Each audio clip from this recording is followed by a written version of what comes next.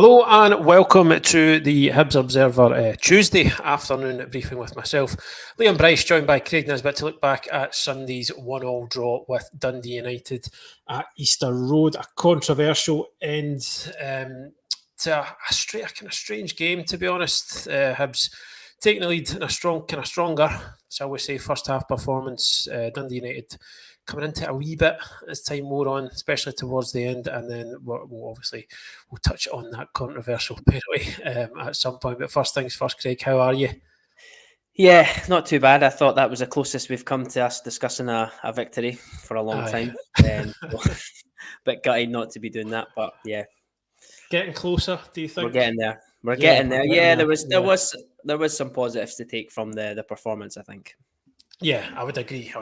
And we'll cover all that as well as everything else over the next wee while. But before I get going, folks, just the usual word for our sponsor. Good Vibes Giveaways are proud to sponsor the Hibs Observer and offer fantastic prizes to fans of the club.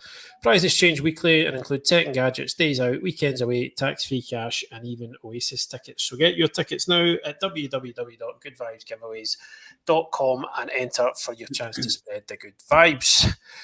Okay, let's get stuck into Sunday's game. As I said, another really kind of frustrating one for Hibs, and just adding to this hoodoo, now that you've got to call it, of throwing away points at the very end of games. It's not a stat anybody at Easter Road will be looking on with any pride at the moment.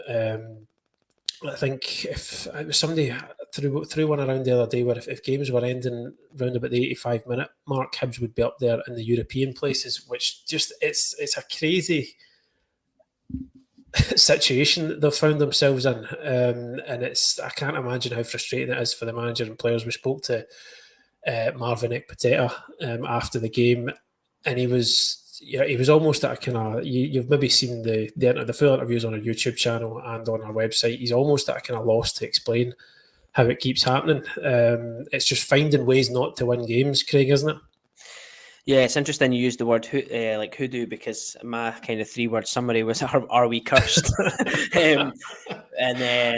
Because there's obviously a big psychological element when you're getting to the end of games, and you could even tell in the stadium there was, you start to get tense, you get nervous, and and the fans can't help that, but it obviously goes to the players as well, who will be feeling the same way. And I think we spoke about maybe this last week, where we were saying you just needed one of those messy 1-0 wins to just get over the line, show that you can see out a game, and then hopefully kick on from there. And Sunday I thought was the one that was going to happen, and obviously it was a controversial decision and things just not going our way again. But it's difficult because there's not. I suppose there is and there isn't. When they're out on the pitch, the players aren't purposely going out to make these errors of judgment and mistakes, and I think part of it's down to fatigue, part of it's down to nerves, and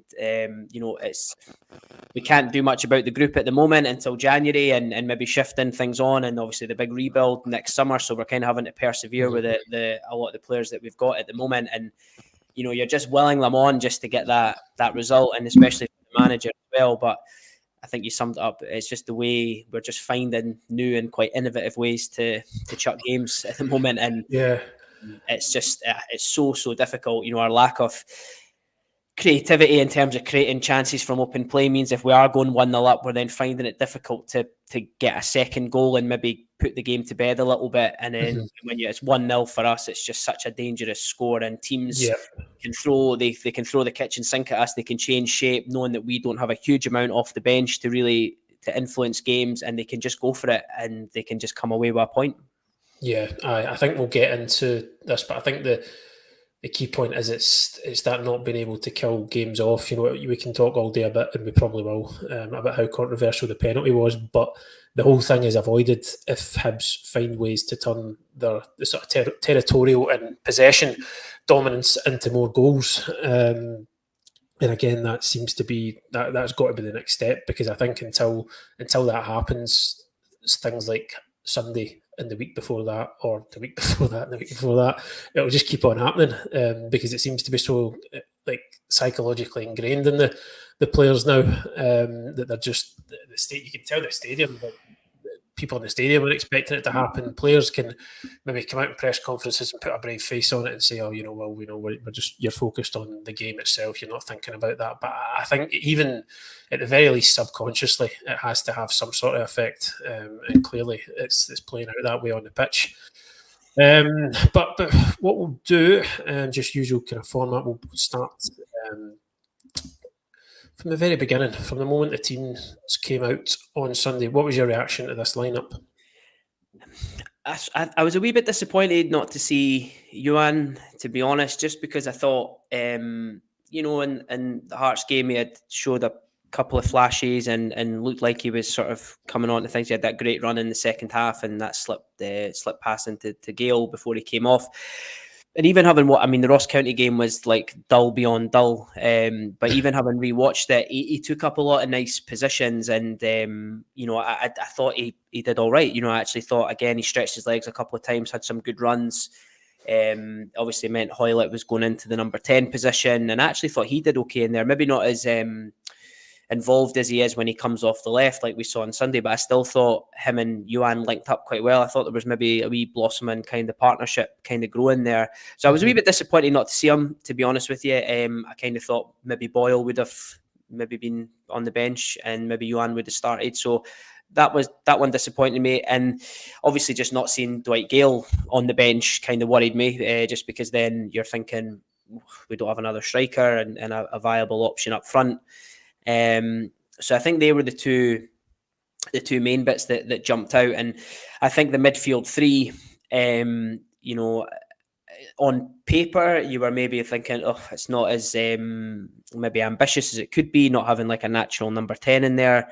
But as we saw in the game, actually, because of the way they set up, Kwon and Newell actually played a lot more advanced, and I thought Newell especially a lot more advanced than we'd seen before, and I actually think that was probably the biggest positive from the game, as I thought the three of their performances, especially Newell, who I thought probably just second to Ekpiteta in terms of player of the match.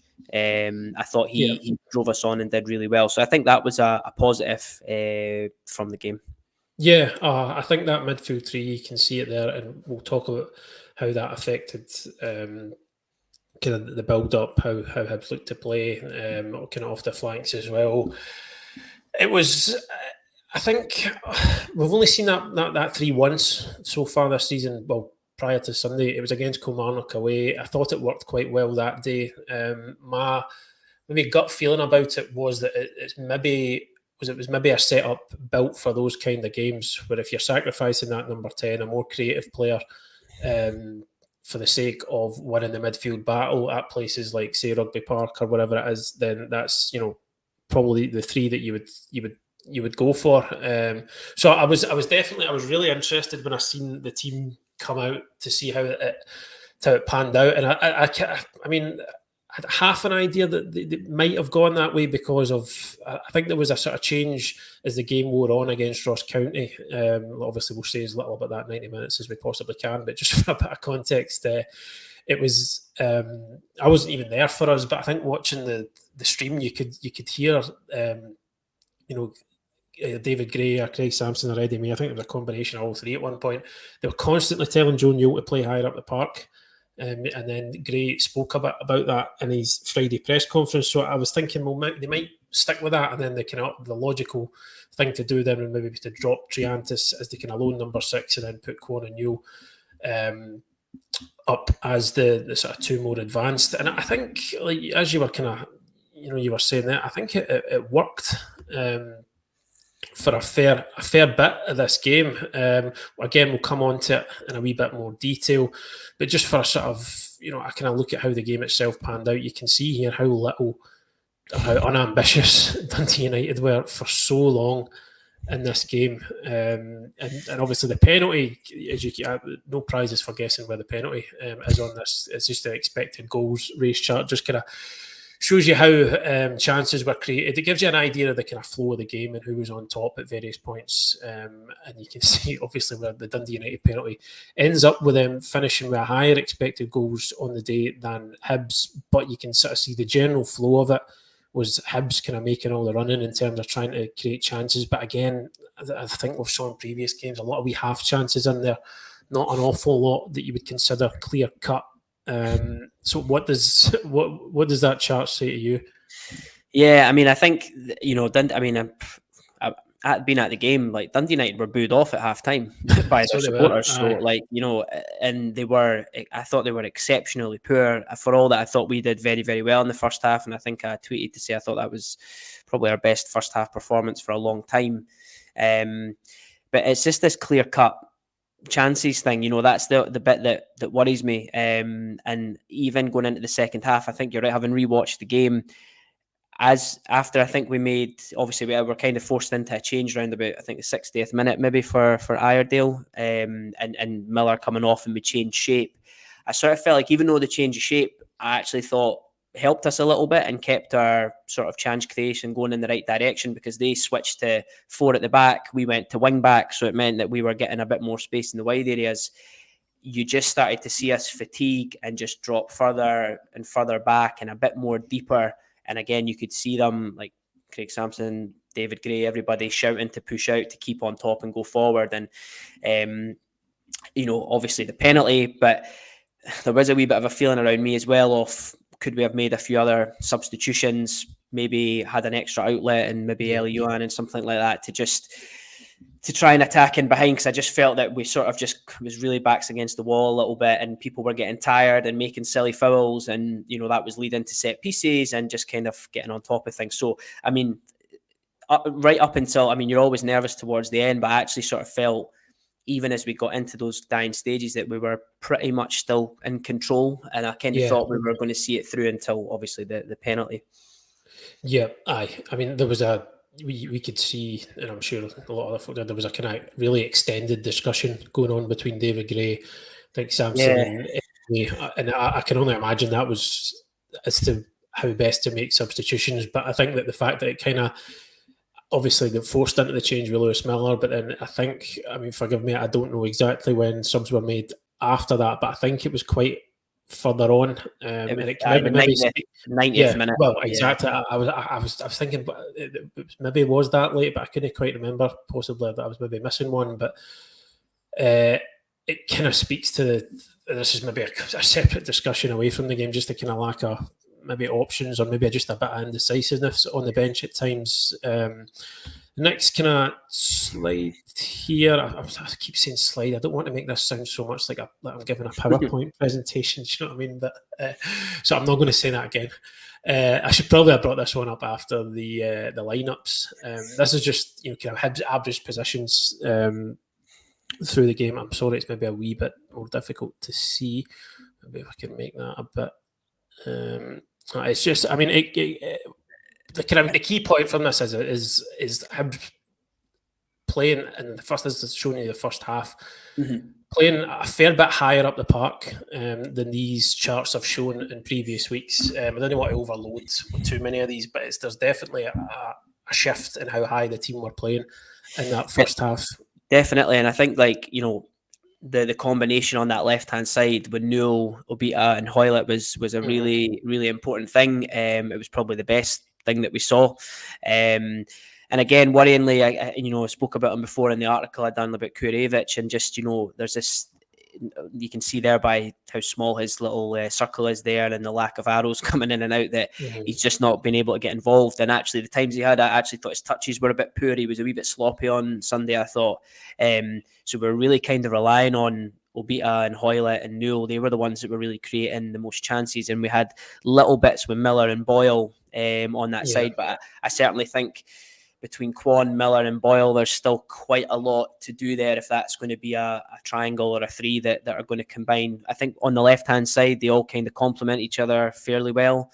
But on the right, we're just kind of struggling to get Boyle into the game, and even Quan to a certain extent. But I certainly thought the left-hand side was a real positive, which we'll obviously get into in a minute. Yeah, he kind of flits in and out of the game a wee bit at times, Quan does, and I think you're right that there's issues to be solved on that right hand side. I don't see anything like the understanding between Miller and Boyle that you're seeing already with Obita and Hoylett. They seem to complement each other quite well. I know Hoylett starts off the left, but he likes to move into those wee kind of inside pockets, and that allows Obita to get round on the outside and put in those crosses.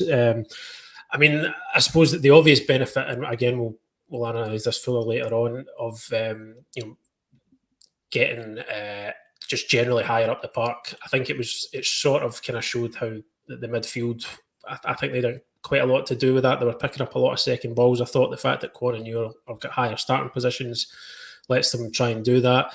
The more you sustain the attack in the opposition's half, lets the likes of Lewis Miller get up higher. I felt like he did it a lot in the League Cup games. He was getting into the box. Obviously, you're playing against lesser opposition, not seeing it so much in league games so far, but when Hibs are higher up the park for a longer period, it allows guys like him to get in at the back post that we saw for the goal, and you can sort of see that reflected in his average position over on that right-hand side where he was a lot higher up. So we'll just talk a bit about how Hibs tried to build up in this slightly altered shape, and you can kind of see here how it sort of panned out in the early stages. You get Kwon, Newell that bit higher, Triantis with the sort of deeper midfielder. So how did that change your shape, Craig? How did that affect what Hibs were trying to do building out? Well, I think for like last weekend, and to be fair to Triantis, there was a little bit more of it against Ross County. Is that when we play two deeper players, I just think we clog that part of the pitch really, and we end up getting stuck behind the opposition players. Nobody gets on the ball. We bounce it to the fullbacks. It comes back. Other teams press us, and O'Hora and Ekpiteta either go back to Bursic and we go long, or we try and force a long ball over the top and turn over. And it's probably our biggest, one of my biggest frustrations watching us. But this game here, it was very defined. Like Triantis was taking up positions like this, and if it wasn't Triantis, he was going higher, and somebody else was dropping into this position. So, yeah, you can see Newell and Kwon much higher up, in between the lines, in between the midfield and the defence. And I've just highlighted, obviously, from that last, I'll call it graphic, not slide. But, you can see that Hoylett's actually pointing out towards, Obita. He's drifting inside the pitch, and quite clearly, because I think one thing that is kind of levelled at grey, probably from me and probably lots of other people, is what is our style of play and what's our patterns of play and what are we doing. And I do think actually working the ball out to the left, higher up the pitch, is quite clearly a pattern that we've got. And I actually think on Sunday we did it very well, and that I think came from Newell and Kwon's positioning, and then Obita and Hoylett's understanding out on the left hand side. Yeah. So do you think this change to this slightly altered midfield three is maybe a direct response to what you were talking about there from the from Gray and his coaching team in terms of that middle of the park being a wee bit clogged up? I felt against Hearts, especially trying to build out, there was a kind of staticness about it as well when it was Kwon and Triantis at that sort of base of it. It just this seems to me maybe a better fit for a team that Gray is, he's kind of talked about wanting to be aggressive. I think we've picked out some stats before showing that Hibs do want to try and get the ball forward quicker than they did last season. So is this a bit more amenable to trying to play that way? I think so. I mean, if you are going to end up having to go a bit more direct with the ball, then you've got, so this stats, I think from the same clip, eventually the ball does work its way out to Obita. And again, just what I liked about this when the ball comes out here is that you've got Hoylett that can drop left or he can run in behind. You've got Newell now in that position higher up, which again, we've not seen for a while, having a midfielder in that, because if you play with like a single number 10, then, they've got to cover both sides of the pitch. And if the ball gets switched and worked across the other side, it's a bit of shuttle running across the pitch and it can be quite tricky. But here, having Newell in that position, and again, Kurevich playing off the centre halves and running in. And then obviously Triantis has just highlighted there red as an option to go back. And we kind of did that quite a lot. And you can sometimes be guilty of just going side to side.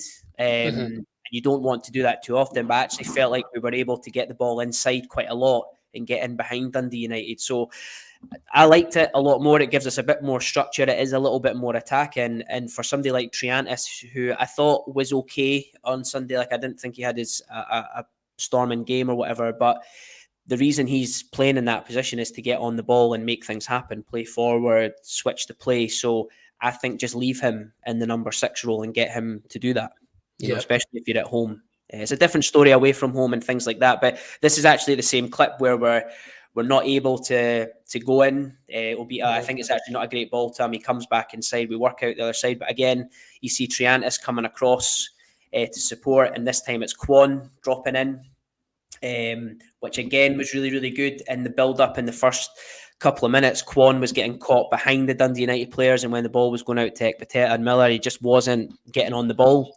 And that's forcing Miller to go long or to go back or a bit indecision. So we need more of that from Kwon. We need him to drop in and make things happen and move the ball quick. Because when we come out the right-hand side, if he's not doing that, I think we're just turning the ball over too easy, and we're actually giving Miller and stuff like that too much to think about and do. So that was good. And then again, in this chance, we end up actually getting the ball to Miller eventually. And again, you see Kwon at this point is kind of just being in that supportive position, just back. Newell's actually coming across the pitch. Boyle's making a run in behind. Kurevich is coming across. And what happens here, it goes into Newell, and he drives down the touchline. We cross the ball and we get a corner. So it was just a good thing to highlight that actually having those two more attacking midfielders in the game and actually getting them on the ball and their efforts to drop in and get on the ball was actually allowing us to keep the ball in the final third and actually just win corners and set pieces and actually just be a bit more dangerous than I think we have been recently. Yeah, I certainly agree with that. Is this a kind of continuation? Well, it kind of goes back to this idea about sort of like that build up there, but then it's sustaining it and being brave and breaking lines, which, you know, in this example here, and it's obviously it comes with a caveat of when you can freeze things at certain points and make them look, but the ball that Ekpiteta actually plays here is over the top for Boyle and it goes out for a throw-in. And what was a wee bit frustrating is that he could have probably bounced to Triantis if if Kwon just moves, you know, where that yellow arrow is into those where the red arrows meet. I think Kwon could get in the ball in a very dangerous position there. That is a good. There's a fair bit of space there, isn't there?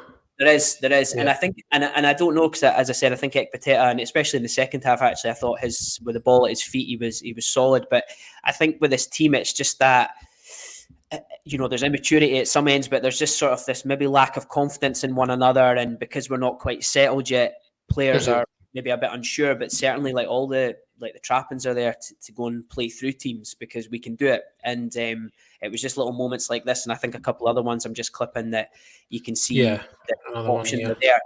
This is a good example of when people are being brave. Like I think Triantis picks this up. It goes to Ekpiteta. O'Hora gets on the ball now, and he could easily go left to Bita and drop off, but he actually chooses to drive into that area on the pitch. And I've highlighted Newell because as you go to the next graphic, he moves into that space. Newell comes off his man, and O'Hora slips the ball in to Newell in that position there. And you can see we've got Hoylett in attack, Kurevich, Kwon's up beside him as well. That's what we need more of. We need Ekpiteta, we need O'Hora, we need Triantis, we need people to play through the lines, and it comes from being brave and stepping out with the ball. Because at moments like this, and we get now the question is Newell and Kwon in these positions, then they have to create something. You know, we have to create a chance, we have to create an opportunity. And are those the right players in those positions? That's a question for the fans and for David Gray, I suppose. Certainly, they're getting into those areas, which is a good thing. And I think if you go on just the next one, here, Newell turns on the ball there, drives forward, and you know I've highlighted there. Obviously, at this point, Dundee United were sort of the 5 at the back. That's Newell's pass splitting the left centre back and the left wing back, and the other players I've highlighted are their midfield. So you can see O'Hora stepping out, one pass into Newell. We take out their midfield, and now we've got Boyle in a position that he can affect the game. Now, unfortunately, it's a slightly overhit pass from Newell. I think we do get Boyle does manage to get the ball in the box here, but again, you know, 20 minutes into the game, it was, you know, relatively exciting and looking going in the right direction, having the fact that we're stepping out and playing through teams, and it just shows we can do it. It just shows that we can do it, and we just need to do more of it. Yeah, I think that's the key point you've made kind of earlier on, that if you're going to play with these two midfielders that bit higher, then you do need to find ways of playing through playing through lines. That one was too much for me to get out in one go there. To find them, otherwise it's pointless, because these guys essentially they'll just get lost in those positions. They'll not be able to affect the game. I think the kind of natural instinct for a guy like Joe Newell will be to drop and try and get on it himself, to try and find ways of getting himself on the ball. But it's a sort of altered role in that he needs to now then sort of trust his teammates. Well, obviously he needs to pick up the right spaces, but then he needs to have trust in his teammates to find him. He's not necessarily going to be involved in that kind of first phase. And you can see it working here, as you've demonstrated. And just a kind of quick point on Martin Boyle as well. See that position that you can see him in there, where he's able to run in behind, he's able to run onto a ball and attack space. I think for me, and again, you might come on to this later on, but I think that not working situations like that often enough is, I think, a reason why we're maybe not seeing the best of him at the moment. Because I think I was kind of watching clips of him earlier on for a piece that we'll be doing later in the week, and there were just some instances where when the build-up's too slow and it eventually goes wide to Boyle, and then you've got two Dundee United defenders who have got all the time in the world to go out. One will engage, the other one will cover, and he's not really, he's a good player, Martin Boyle, but even the best of wingers will struggle at times. So I think getting into these kind of positions where the ball's being moved quicker through the lines gives him a chance to make runs like that, instead of just passing the ball around, sticking it out wide and expecting him to produce something out of nothing. You kind of need to give him something to feed on, don't you? Yeah, absolutely. I think he's older now. He's had a bad injury or two, and he's still got pace and speed, and we've seen it. And I think I've clipped later on when we go to that three at the back, and he's a wing back. He's still more than capable of going 1v1 and causing people some issues, but he's not bursting past people and getting in the box like he used to. He can take it down the byline and get a cross in, but defenders are able to keep up with him there. So yeah, it's situations like that where a defender switched off, or we're forcing the opposition to make a decision, like I'm going to need to go to the ball now, and slip him into areas like this where he's really, a better ball here, he's probably 2 touches towards the goal, and then he can get a strike away. Like that's where we're going to create chances for Boyle. If we're hell-bent on giving him the ball 30 yards on the touchline, he's just not going to be able to do it. Like you say, it's tough for any winger. So this idea of us playing a bit higher up and playing through the lines, I think for players like him, even Kurevic and stuff like that as well, we need these guys on the ball as close to the box as possible, because it's just too difficult otherwise to work chances. Yeah, I'm maybe just bring in Ewan Lang's question. How do we get Miko involved more? Undoubtedly a good player, but just struggling to have any impact up top on his own. So does what we've been talking about there, does that tie into him as well, do you think? I think so. I mean, I think his touch needs to be better. When he does get the ball, he needs to do better himself. And I think you could maybe apply the same to Boyle in some instances. But I think there are ways that the team could adapt to get these guys in the game more.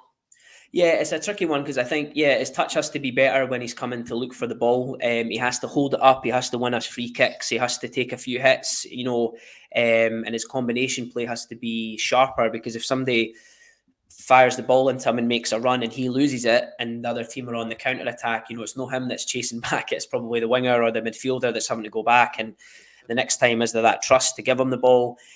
For me, I think he has to just be playing on the last man. And I think if you play 2 attacking, if you've got 2 number 10s, like in Kwon and Newell there in that position, you've got Hoylett who will naturally come in off the left, and you've got Miller forward.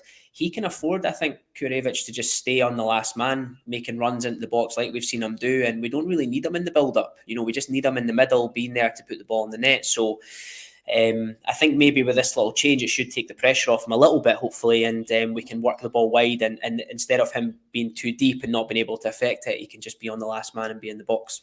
Yep, because he's just, I think he is getting a bit isolated. I think just for anybody that's joined, we could hark back to that the passing network from earlier in the show, and you can see how kind of isolated he is and how little he's getting involved in the game. So there's kind of got to be ways around that.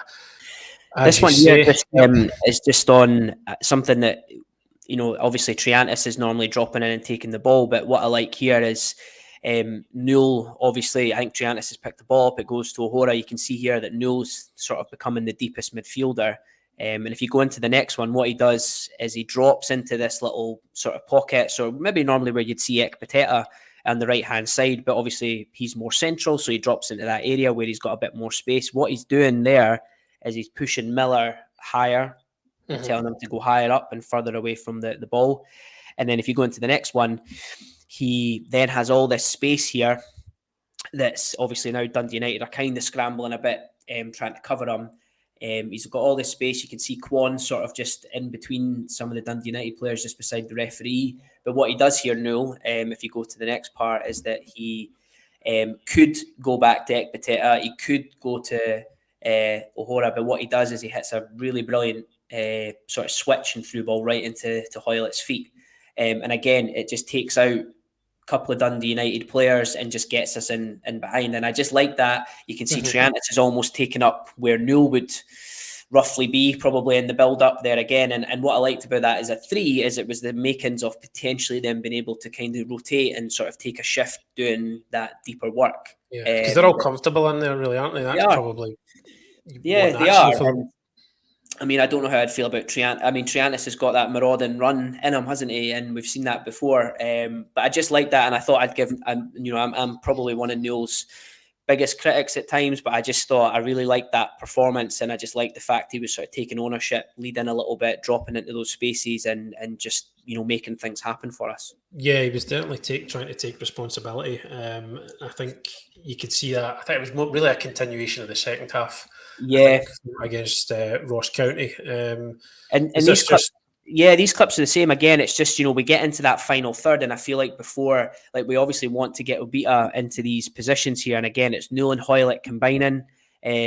What that does, if you go to the next one, is it just gives Obita a bit more time to get high and wide. Newell comes over, he then goes back inside to Hoylett here. So again, Hoylett's kind of made to go in behind the Dundee United defence, then he drops back out. And then if you go into the next one, what we're able to do is once it works its way out to Obita, eventually, we now leave him 1v1. He's not got, as we were talking about Boyle there, he's not got 3 or 4 Dundee United players there.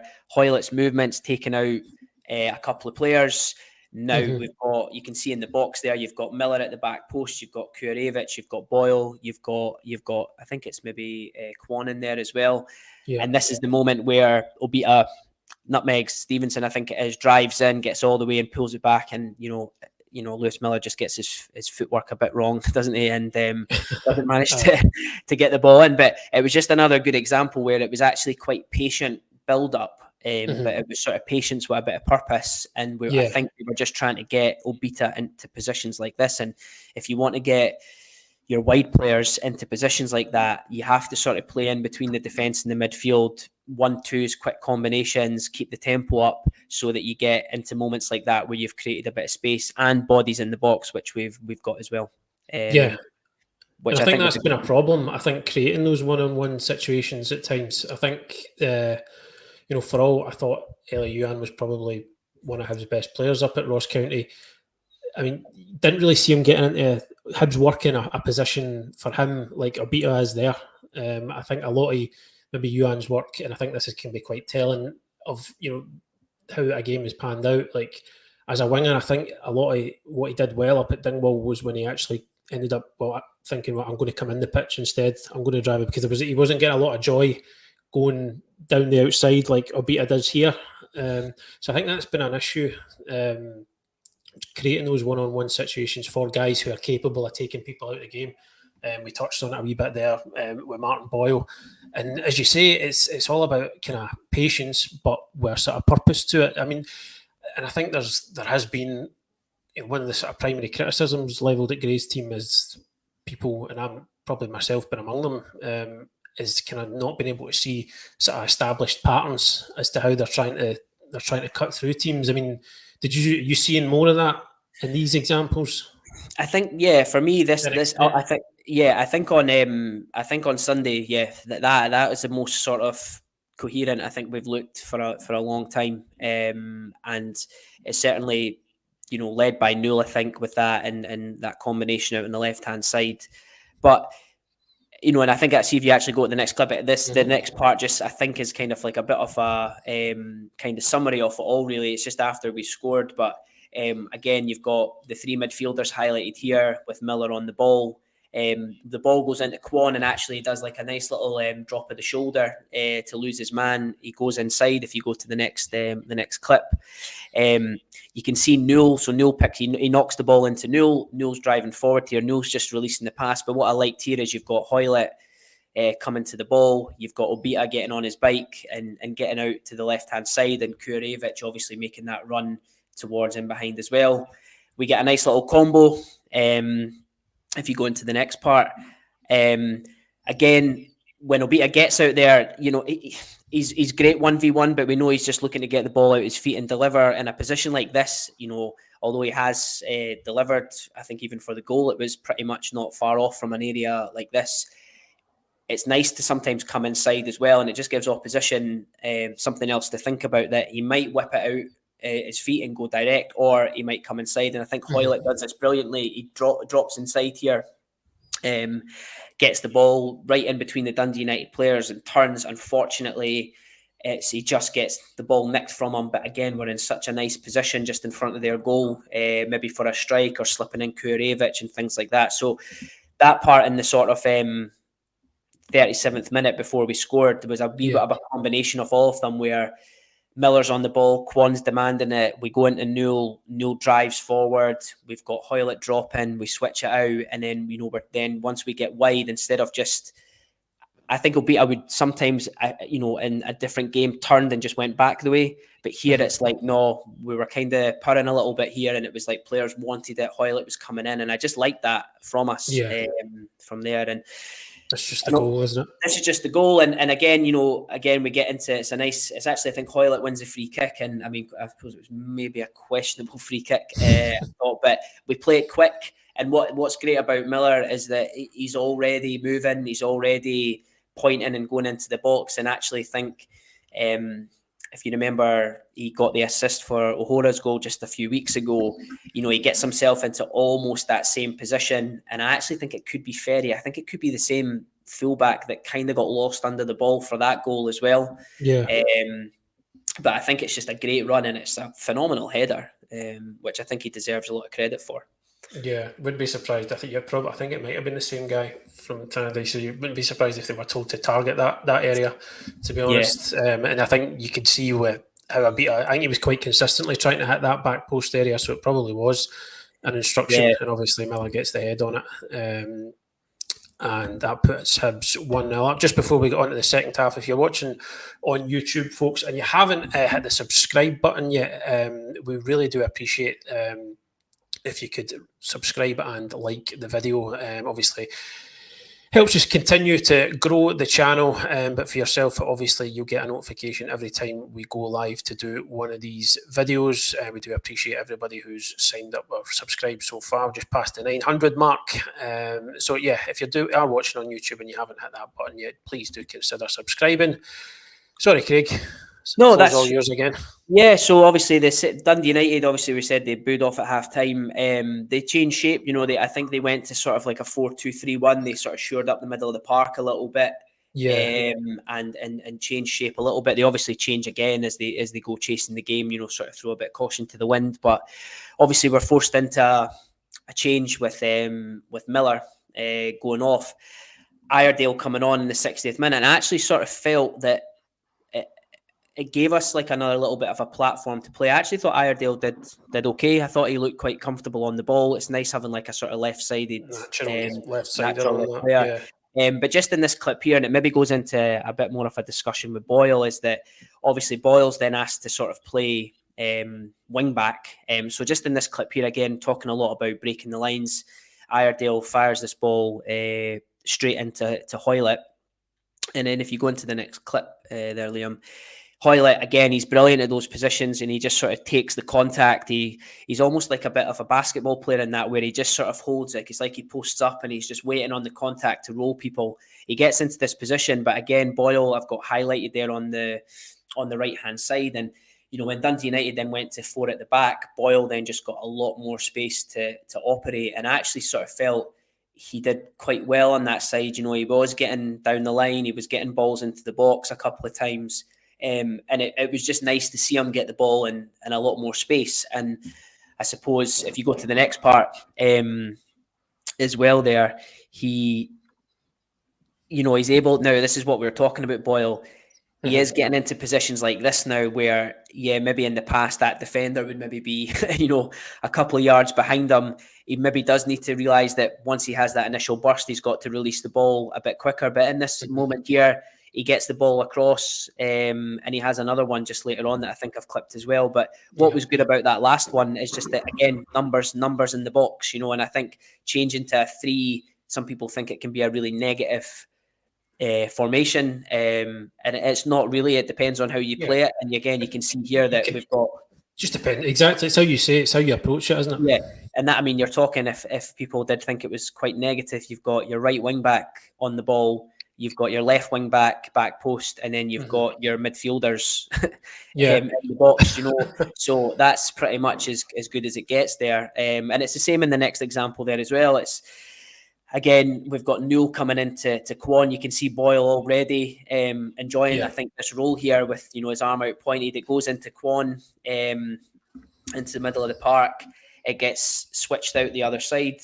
And again, like we've seen with Boyle here, sometimes he likes to drift inside the pitch, but he chooses to go down the outside. But we know that even coming in the pitch as well, we like him in there as well because he drives in, then he sort of like cuts at an angle and heads towards goal, and that's when defenders really, really don't want to be up against him, especially when we've got runners in behind. And this clip here, the next part, I think he gets down the byline again, and this is the one where he hits it across, and I can't remember, I think it could maybe be Holt, maybe I think kind of slides in and it hits off the goalkeeper, and Boyle just arrives a bit late. So again, like I suppose I wanted to highlight for Boyle that that's the 79th minute, and he's, able to get in and create those kind of chances for us. So I think it's really just about how we're getting him into these positions is what we need to work on, and maybe what Gray and the coaching staff are probably already doing, because he's more than capable of still delivering in the final third. It's just getting him into these positions a little bit more consistently. And there is an emphasis that we are going down the left a lot, but certainly that little change to him as a wing back certainly gave him, I thought, like a bit of a new lease of life in that second half. Yeah, and I think just as well, just to bring it back a couple, like you can see in these, maybe in this situation here, and I think there was, these as well. I kind of, when I was, as I said, I was looking a bit at Boyle earlier on, and the kind of the value of getting the ball out to him quicker, like these sort of quicker switches, avoids what I was talking about earlier on, where it was at times this season it's been a wee bit ponderous, it's been kind of worked back and then side to side, and then by the time it does get to a guy like Martin Boyle, the picture that you're seeing there ends up being long gone. Teams have shuffled over, they get a second man round to cover, and it's hard for him to do anything. So I think it becomes an option. Then you would think possibly if a lot of play is being directed down that left hand side, teams will be seeing that, they'll probably be trying to compensate for it, but then it gives them something else to think about if you can try and work that quick switch over to the right hand side, and Boyle then becomes more of an option, I think, than we've seen in the last few games, certainly. But these were kind of good examples, I think, of what he can still offer. As you say, you look at the time there, 79 minutes. He lasted 89 minutes, and he's been playing when he's been available. He's been pretty much always been on the pitch, Martin Boyle. And it kind of shows you there what he can still offer. I think he's maybe taking a wee bit of criticism because of who he is, perhaps. He's been so pivotal, he's been such a talisman for Hibs for the past few years. So I think when things aren't going well in attack, these guys are probably the ones who the sort of spotlight falls on a bit quicker than others. Yeah, and I just think as well for him, on the other side, we spoke a lot about, Hoylett naturally wants to drift inside, and Obita naturally wants to stay wide, so it's a bit of a match made in heaven there. They work together. I'm still to sort of be convinced by Miller and Boyle on the same side as a wing, as a fullback and a wide player, because they both kind of want to do the same thing. If he could work on it, I would love to see Boyle coming in and sort of playing like that number 10 role, but just being able, because he has got good feet and he can drift past players and sort of those little positions in between the lines. So it's maybe that thing of we work the ball down the left, and if you can then switch the play, and again, it goes back down to bravery and a bit of confidence over the other side.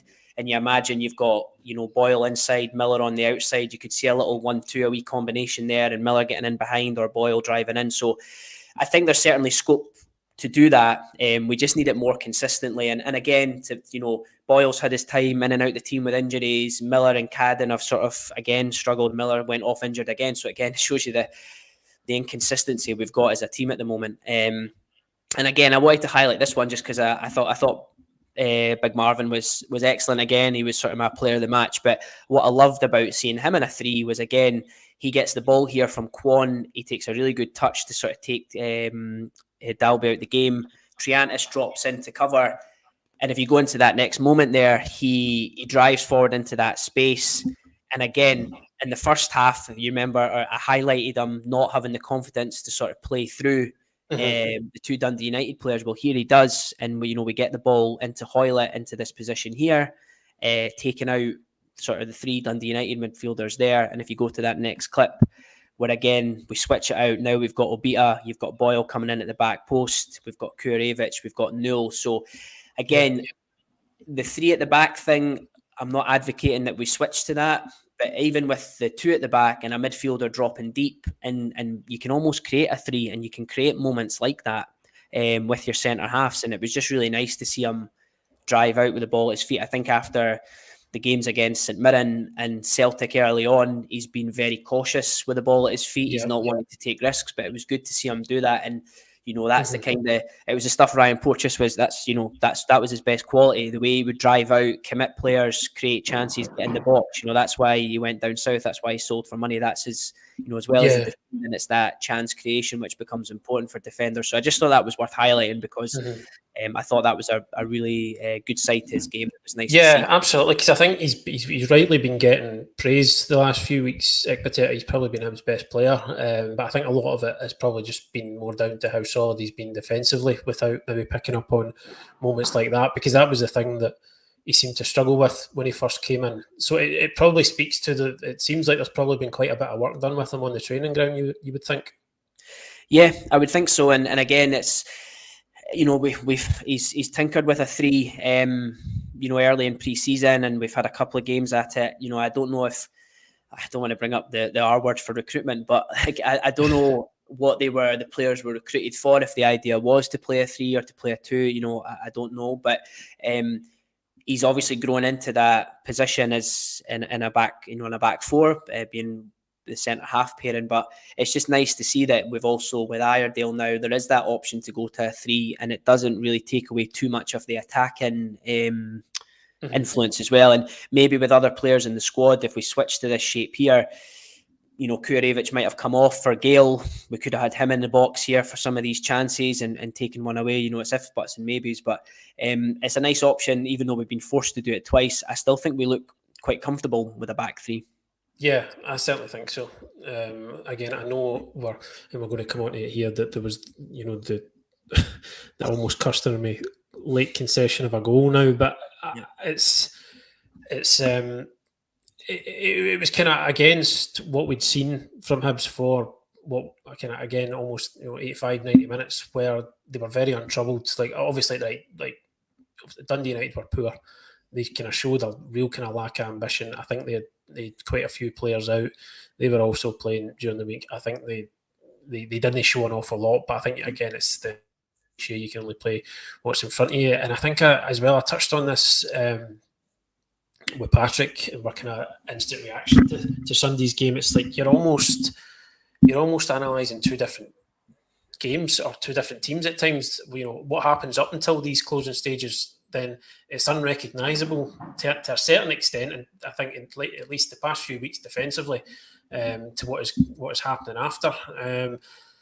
So I mean, we need to we've finally come on to the pivotal moment of the game. Really, the foul that was awarded against Kurevich, who was sent off, second yellow card, and obviously he is now suspended, which creates further problems of its own going into next week against St Mirren. But I mean, so there's been a lot said about this over the past few days. I think at the time, for me, well, first of all, when we're up in the stand, and obviously the same for fans as well, there was the kind of that sort of confusion of what happened there. It's one of those ones where VAR becomes, or the process at least becomes, I think, quite detrimental to the experience for people in the stadium, because there's just this long delay where nobody really knows what's going on. Nobody knew what's being checked.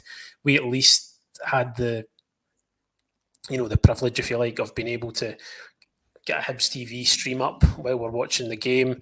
But even then, it wasn't completely clear what they were checking. It's kind of limited replays. So, I mean, for me, I don't know. I'll let you go first on whether you think this was a penalty or not, because I don't know. What's your take on it a few days later?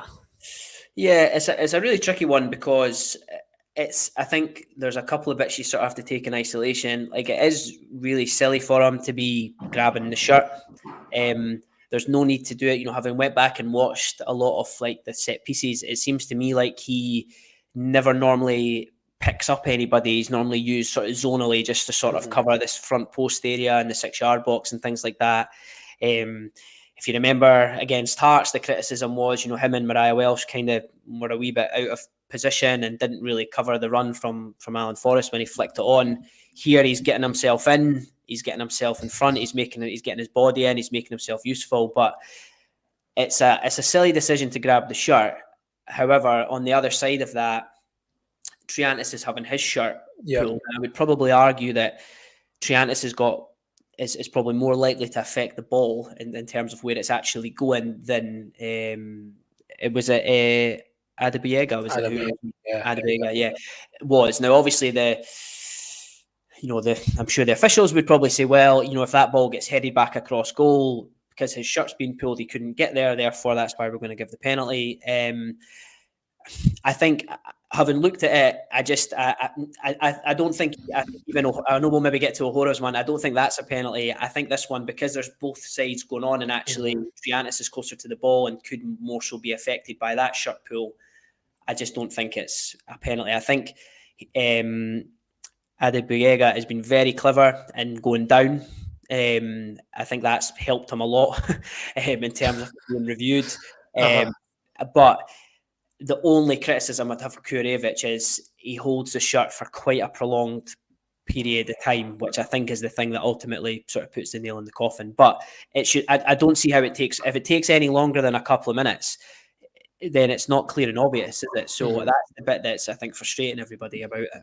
Yeah, you can see there. Look, I mean, it's having his shirt pulled. Same. I think you've kind of got to the crux of the issue there for me. The reason I clipped this last bit here is that Kurevich has let go of the shirt now. The player's fallen. He's falling to the ground, right?